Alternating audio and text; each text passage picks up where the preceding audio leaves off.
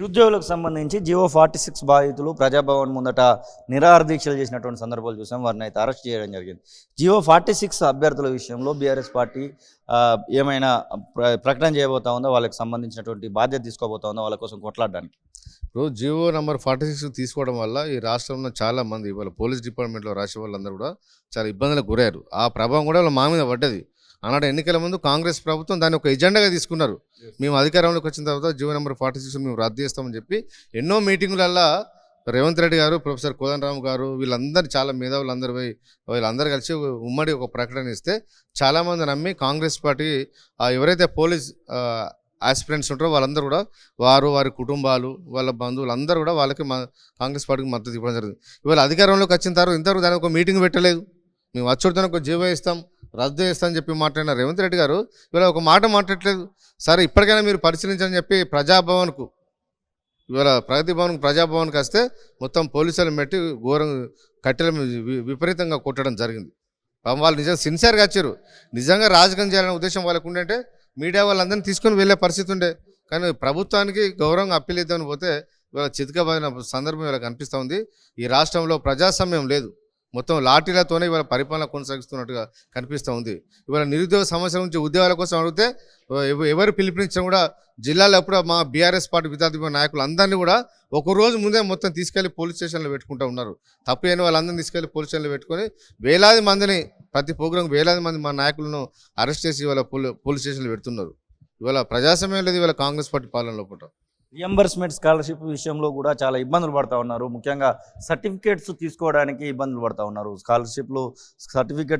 Scholarship రాకపోవడం వల్ల సర్టిఫికేట్లు ప్రైవేట్ యాజమాన్యం ఇవ్వనటువంటి పరిస్థితి కనబడతా ఉంది.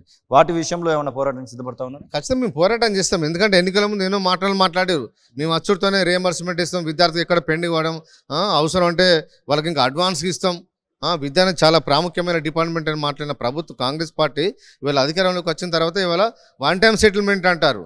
వాళ్ళు పేద విద్యార్థుల కోసం ప్రభుత్వ పరంగా వాళ్ళు ముందుకొచ్చి వాళ్ళు విద్యను అందిస్తూ కాలేజీలకు వన్ టైం సెటిల్మెంట్ ఏందండి?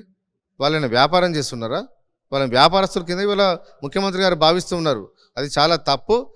వాళ్ళకి ప్రభుత్వం ఏదైతే బకాయిలు ఉన్నదో విద్యార్థులకు ఖచ్చితంగా ఇవాళ ఏ ప్రభుత్వమైనా ఇస్తుంది. గతంలో కాంగ్రెస్ ప్రభుత్వం రియంబర్స్మెంట్ పెండింగ్లో పెట్టింది. మేము వచ్చినాక ఇస్తాం, మేము వచ్చినాక మేము ఇచ్చినాం. ఇవాళ మేము ఉన్నప్పుడు కొన్ని పెండింగ్లో ఉన్నాయి, మీరు ఇవ్వాల్సిందే.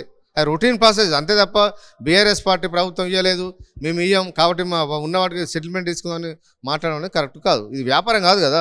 మహిళా ఎమ్మెల్యేల పైన అనుచితమైనటువంటి వ్యాఖ్యలు చేశాడు సీఎం. ఖచ్చితంగా క్షమాపణ చెప్పాల్సిందే అంటూ మీ పార్టీ ఎమ్మెల్యేలు చాలా వరకు కూడా అక్కడ ధర్నా చేసినటువంటి పరిస్థితి ఉంది. రేవంత్ రెడ్డి సీఎం ఛాంబర్ ముందట వారి యొక్క నిరసన తెలిపినటువంటి సందర్భం వారిని అరెస్ట్ చేసి మళ్ళీ బీఆర్ఎస్ భవన్కి తీసుకురావడం, ఈ తతంగం మొత్తంలో నిజంగానే అనుచితమైనటువంటి వ్యాఖ్యల్లాగా అనుకోవచ్చా? ఇప్పుడు ఒక మహిళా ఎమ్మెల్యేలు, ఒక గౌరవ సీనియర్ ఎమ్మెల్యేగా పనిచేసిన వారు, మంత్రి గారు 2 times పనిచేసిన సబితేంద్ర రెడ్డి గారిని, సునీత లక్ష్మణరెడ్డి గారిని పట్టుకొని అక్కలు నమ్ముకుంటే బతుకు బస్ స్టాండ్ అని మాట్లాడితే ఎట్లా? ఒక రకంగా అంటే బస్ స్టాండ్లలో ఎవరు ఉంటారండి? బస్ స్టాండ్లలో ఎవరు వెయిట్ చేస్తారు?